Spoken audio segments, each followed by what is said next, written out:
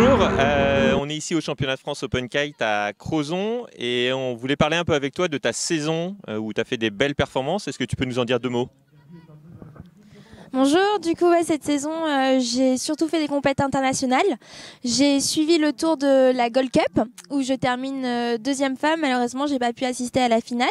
Et on a eu le championnat d'Europe aussi cet été en Turquie. J'ai fini deuxième femme derrière une américaine. Du coup je suis plutôt contente de ce résultat. On a eu aussi une étape du Pro Tour en France où j'ai gagné cette étape. Donc plutôt contente. Et là dans quelques semaines il va y avoir le championnat du monde.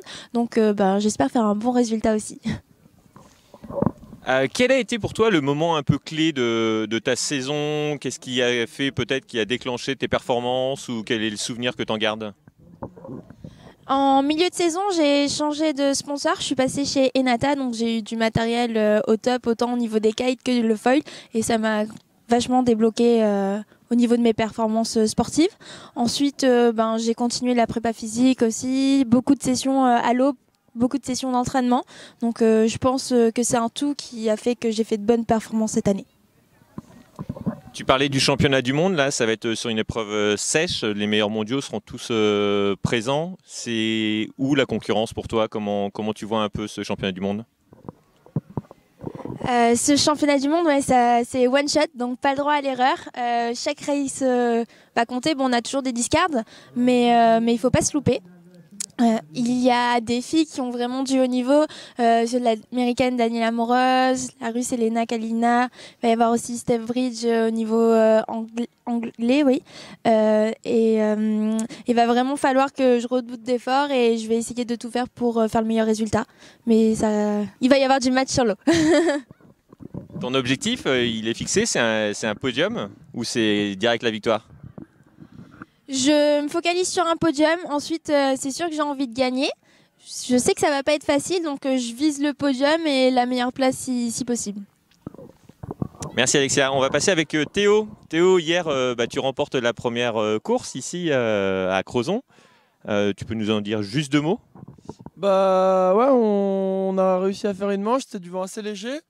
C'était vraiment joli, on a eu la chance d'avoir un plan d'eau vraiment plat et un grand espace de jeu, donc c'était vraiment sympa. Heureusement que Théo, mon copain, s'est trompé de parcours, c'est parce que j'étais second sur toute la manche. Donc voilà, Théo a fait une erreur qui m'a permis de remporter la manche, mais sinon il aurait été devant. Bon, tu as été un peu opportuniste hier et si on revient plus globalement sur ta saison, tu es là bien placé aussi, hein, tu es dans le top 5 je crois mondial un peu. Pareil, est-ce que tu peux nous dire deux mots un peu sur comment ça s'est passé, quels ont été un peu les moments clés de ta saison?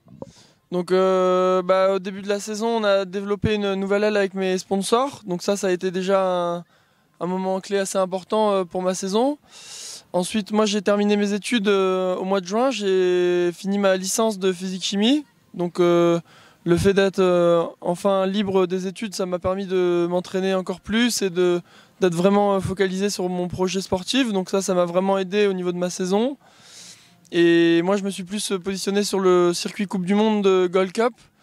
Donc on est allé en Chine et en Sardaigne. Je termine second de ce circuit, donc je suis vraiment satisfait de ce résultat. J'ai aussi participé au championnat du monde Open qui avait lieu en Sardaigne, où je termine cinquième.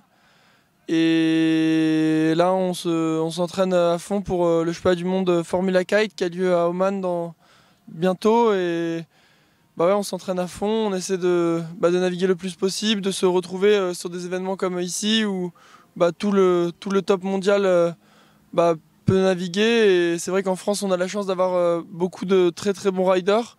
Et donc on essaie de se servir de ça pour s'entraîner au mieux et préparer au mieux la compétition qui va clôturer la saison. Ouais, donc le 19 novembre, tu es à Oman, sur la première course, prêt à partir.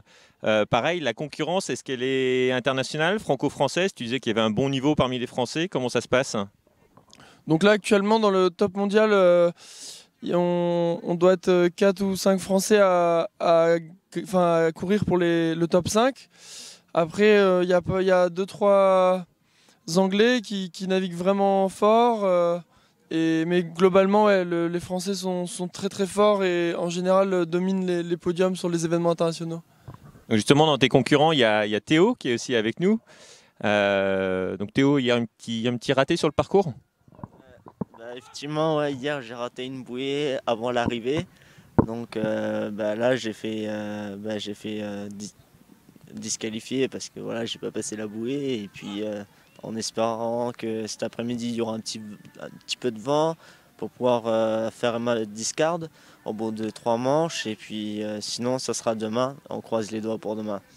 Bon, ça, c'est pas du tout à l'image de ta saison, parce que tu fais également une très belle saison. Est-ce que tu peux nous en dire 2 mots? Ouais, bah moi je suis sur le même circuit que Théodore Moncourt et Alexia. Moi aussi j'ai fait toutes les étapes de la Gold Cup en Corée, la Chine, les 2 étapes en Chine et la finale en Sardaigne. Et du coup sur toutes les étapes je finis 3e de la Gold Cup, juste derrière Théo.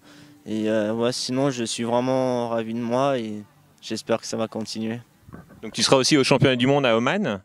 Donc tu seras en concurrence avec Théo et d'autres Français. C'est quoi ton objectif là-bas? Mon objectif, c'est de faire un podium ou de faire mon mieux, de faire un bon résultat dans le top 5 mondial. Et puis, ouais, j'espère qu'on va bien s'entraîner avant. Et ouais, j'ai hâte. Là, on a 2 clients quand même du championnat du monde qui ne sont pas présents au championnat de France, c'est Nicolas Parlier et Axel Mazella. Ça sera des concurrents forts sur ce championnat du monde, ou pour toi, ce sera une globalité, la flotte qu'il faudra surveiller? Cette année-là, pour moi, je pense qu'ils étaient vraiment intouchables, mais tout est possible. Du coup, ouais, on verra comment ça se passe, mais il va falloir qu'on s'entraîne beaucoup avec l'équipe, comme Axel Mazella et Julien, et on va voir ce que ça va donner. Donc là, vous avez encore des sessions. Là, on est début novembre bientôt. Vous avez le championnat du monde le 19. Là, tu as combien de sessions d'entraînement entre maintenant et le championnat du monde? Moi, a priori, j'ai pas d'études. Du coup, je navigue, j'essaye de naviguer tous les jours. Là, malheureusement, je vais essayer de partir à Dubaï pour m'entraîner avec mes sponsors. Et je vais essayer de m'entraîner pendant une semaine au niveau des stratégies. Et puis, bien s'entraîner au niveau prépa physique, sur l'eau, plein de trucs, quoi.